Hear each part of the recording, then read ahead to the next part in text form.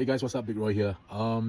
Many of you come to Chiang Mai. I mean, you guys know Bangkok and everything. So Chiang Mai, maybe you do not know what to expect when you land at the airport, and how to get around, how to go to your hotel or Airbnb, and where are the places to go and stuff like that. Okay, so in this video, I'm going to address the basic information that you need coming to Chiang Mai. So when you land at Chiang Mai Airport, okay, Chiang Mai Airport is I should say, yeah, it's an international airport with a domestic airport, but the airport is not very big. Okay, so from the international airport walking to the domestic airport, we are talking about maybe 100 meters, 200 meters. You can walk internally. So from inside, you can actually cross over to domestic airport easily. Yeah, so it's not a very big airport. So when you land, you walk from your gate to the customs. It's not too far also. So don't worry if you are a little bit older like me or older than me, yeah, or a little bit not good in walking or whatever, always request for wheelchair service. So at the customs are very important to fill your digital arrival card before coming to Thailand. You can fill in 48 hours before your flight, and that is the most basic thing you have to do. And very importantly, you need to have the address of your hotel or Airbnb. Thirdly, your date of departure. So these three factors are very important for you to not checked by the customs in Thailand now. I'm talking about 2026 January. Yeah, so this video may be played much later, but rules have changed very frequently. Rules will change very frequently in Thailand. So yeah, so this applies for now. So after all your things have been filled up and everything, you cross the customs, you pick up your luggage, you come out from the international airport. What happens? You will immediately see gate 9 and 8. Okay, so these two gates are usually for people to come and pick you up or boat. Okay, so I'm going to talk about apps now. So there are two apps that you will require, okay, in Thailand. Okay, so two apps. One will be Grab, which you probably have already, and Bolt, B-O-L-T, which we don't use in Singapore, but in Thailand is very much used. Why Bolt? Because Bolt is generally a lot cheaper than Grab, okay, because of maybe the lower fees, and Bolt will pick you up from gate 7 or gate 8 or gate 6, which you can specify. Grab, you have to, from international airport, you will be at the end of the international airport. You walk all the way past your international airport, cross over to, I mean, you walk into domestic airport, you cross all the way until the end of the domestic airport. Then that's where the taxi stand is, and you have to go out, and on the right side you can see the Grab stand. So you have to go to the Grab stand there and get picked up. Okay, so that's how troublesome it is if you're using Grab. But that said, when the flight comes in, many flights come in at the same time, right? It's quite hard to get a ride hailing. That means your boat may be a little bit harder to get because the price is not good, so they will jump over to Grab and pick up Grab customers. So it all depends on your luck. Sometimes you can put priority, or you order a comfort, then which is almost the same price as Grab, but you get a bigger car. Chicken and egg thing lah. So you work it out yourself. If your budget calls for a better car and a faster response, then why not, right? So after you come out from your customs, okay, to the left you will see money changers. You will see selling a lot of counters selling Thai SIM cards. Okay, so these two are very important for a lot of other people, but for Singaporeans not so much, because we have SIMBA. SIMBA in Thailand is you have 500 gig or 600 gig to use, so you can use it in Thailand also, apart from the other Southeast Asian countries. Okay, so that's our advantage. For those who don't have a SIM card, you're not from Singapore, you don't have a SIMBA line, then you probably have to get a true AIS or a SIM card from over the counter. You can get 5 days, 7 days, or 9 days a kind. So it depends on how long you are in Chiang Mai. So if you thinking, hey, if I don't have any data on my existing SIM card from my country, how do I access? Oh, there's free Wi-Fi, by the way. So the free Wi-Fi is here. Check it out. Okay, so you just have to key in your email and name, and you just have to submit, and you get 2 hours of free Wi-Fi. And after that you can access whatever SMS or whatever text or whatever that you need to verify your new SIM card. As for money changer, you can change at the airport, or if you halfway you spend too much and you realize that you need more money, you can actually change at Mr. Pierre. Mr. Pierre is in town. His rates are very good. I mean, their rates are very good. I haven't met Mr. Pierre, maybe just the brand. Yeah, so the rates are very good, very organized. You take a queue number, you get your money changed, and they speak English, and they speak Chinese also. So yeah, so it's totally awesome. Yeah, so don't worry that you do not have any areas to change money. Confirm have one. Yeah, this is not China. So you have your Grab app, or you have your Boat app, or you want to take a taxi, right? So make sure your address is correct, because there are a lot of places the names are similar. So for example, if you are going to stay in Astra Sky River, don't assume Astra condo is Astra Sky River, and there are a lot of Astras. And some arise as well. So there are different, the names are repetitive. Okay, so you have to be very sure, check the name already, and you check the address whether it's the same unit number. I always use the unit number as a base so that you know if it's 268 means it's 268. Yeah, if it's not 268, it's like some other numbers, then you better check with the hotel or whoever the right name and address of the destination you're going to. Very important. And for those who are more adventurous, instead of taking boat or grab, you may want to rent a car. So I've tried Thai Rent a Car, cheap car rental. These are the better car renting companies because the cars are usually new and very clean. Yeah, so you can check them out. Just Google them. I'm not sponsored by all these things, so I'm not gonna put any links for you.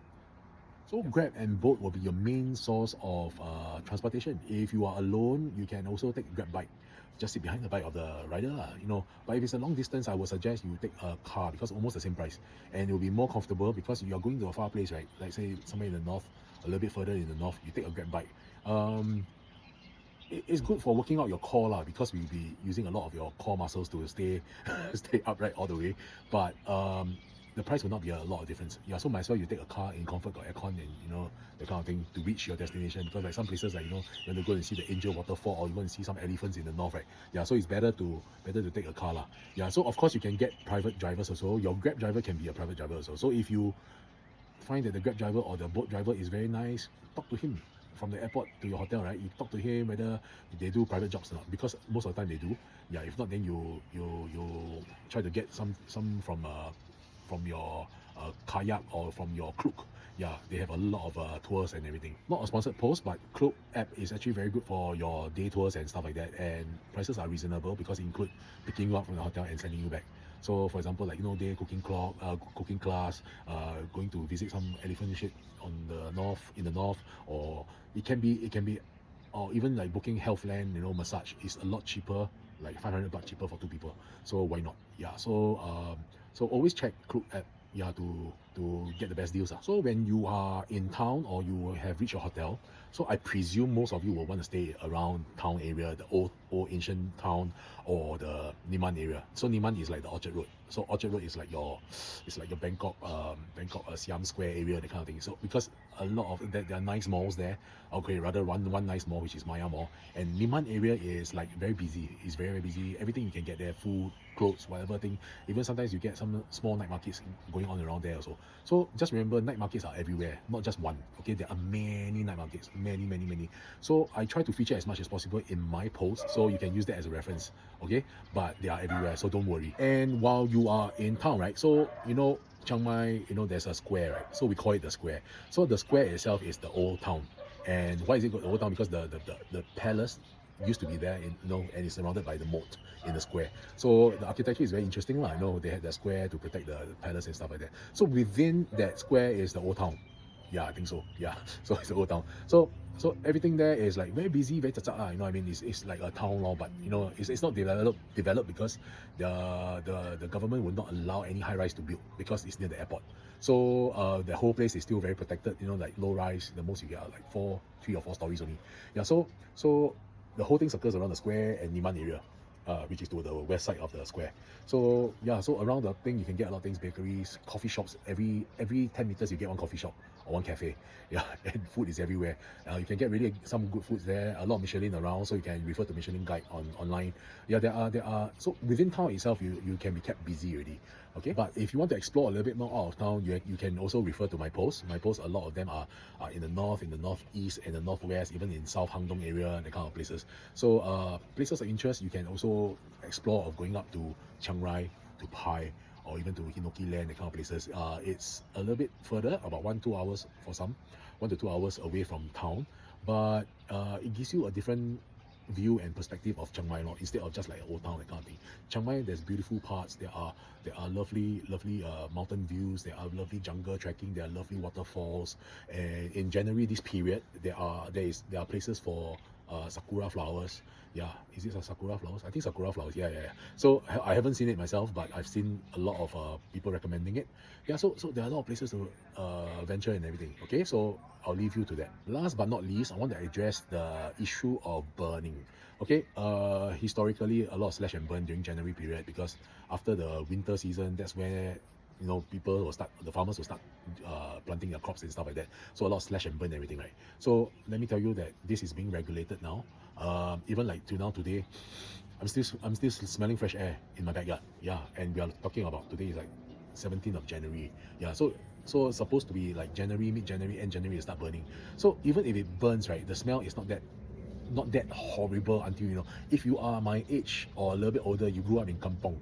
You grew up in kampong. All these are like those burning of firewood, that kind of smell, lor. I mean, that is, to me, it's nostalgic, lah. But to a lot of younger generations, they'll think that, yeah, this smoke, oh yeah. Please lah, it's nice, it's nature, it's that's how life is in other countries.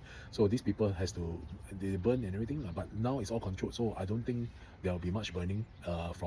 From last end of last year, they started the regulation, so don't worry about burning. That's your least of the worries. Okay, only when you come during winter period, then you worry about cold. Yeah, yeah, the cold can be quite, yeah, extreme lah, maybe 15 and below on certain nights, that kind of thing lor. Yeah, so if you can take that kind of cold, fine. But if you're living here already, maybe, when you're accustomed to the weather already, it's a little bit hard for us. For those coming from Singapore, because you're hot, you come here, you can take any kind of cold, no worries. Yeah, but you try living here for a couple of months and you know lah. Yeah. Apart from the smoke or the burning, right, winter season, like I told you, it can be quite cold, so you have to be prepared for that. But during the day, it's about 25 to 28 degrees, so it's quite hot. So yeah, so you may have to prepare maybe a jacket just for the night. Yeah. Bottom part, don't worry, like you can take the cold. The cold is like maybe 18 to 20 degrees for night time, unless you stay out to wee hours in the morning, will be below 15. Okay, so that is for November till maybe end January, February, like that. Okay, but other than that, it'll be very hot. August to October is typhoon season, so it'll be very rainy. So yeah, if you have a poncho, wear a poncho, raincoat, or whatever, umbrella if you want to bring. Yeah, but yeah, during that period it's very rainy, so that naturally is low season. So low season, of course, hotels will be cheap, hotels will be cheaper, everything else will be cheaper lah. So if you want to come during that time, also can, but it's raining lah, it's rainy lah. So when it rains, it's a little bit cool, the weather will be very nice and cool, so it will enter to winter in November again. Yeah, so that's how it works in Chiang Mai. So when I say that it's very convenient in town, you can get food everywhere and everything. So even like at night, right, you're lazy to go out, you can always call Grab for food. Okay, Food Panda, I don't think is available in the suburbs, only in town maybe, but I don't think is that good as Grab. Okay, Grab is still the best. Of course, Line Man as well, but Line Man you can't use it because it's in Thai and you need a Thai number. Yeah, so there are a lot of restrictions, so just use Grab. And Grab, you can order your drinks from the convenience store, snacks, dessert, you can order food and everything. So that's the least of your worries, guys. And talk about water, right? Water from the tap is not drinkable. If you think that you can boil the water and drink, not advisable also, because the pipes are not clean. The water is clean, but the pipes are not clean. So it's better to drink bottled water. Yeah, and it's not expensive, so just buy bottled water lah. Yeah, even for us, we drink bottled water, we cook with bottled water, and yeah, we will not touch tap water for consumption. For shower, all these, no problem. Okay, so consumption wise, just have to take note. Okay, talk about conversing with locals, right? If you know a bit of Thai, why not? Sawadee ka, Kok Kun Kap, all these basic mannerism, basic communication jargons and slangs, right? These are good because at least you show that you respect the language and you try to speak a little bit. Thais are generally very friendly with that, and they will understand if your pronunciation is not really good. Doesn't matter. Most of them speak English, a little bit of English. Some of them speak a little bit of English, but you'll get by. Okay, there's always Google Translate and always Papago, for you to use and show them the scriptures. So it's easy to get around. So don't worry if you don't know Thai. Yeah. So I've covered most of the things that you need to survive. No, not survive. When you enter Chiang Mai and everything. So it's all very easy. Yeah. So whatever I listed down are little tips and tricks where you don't have to experience it yourself when you come here. So yeah, do take note. When you come here, must always show respect. Don't think that your money is bigger and you want to show off or anything like that. No, Thais are also human beings and they work hard for their money. Okay, so you always see a lot of news in Phuket and in Bangkok and even Pattaya where foreigners always get into trouble, get drunk and start fights and stuff like that. Yeah, so don't be an idiot. Really, don't be an idiot in other people's country. Other people's country, they have their rules, they have their ways, they have their cultures. So respect that. Okay, so hope you enjoy yourself in Chiang Mai, and yeah, don't call me if anything happens. Yeah. Take care, guys, and see you in my next post. Bye bye.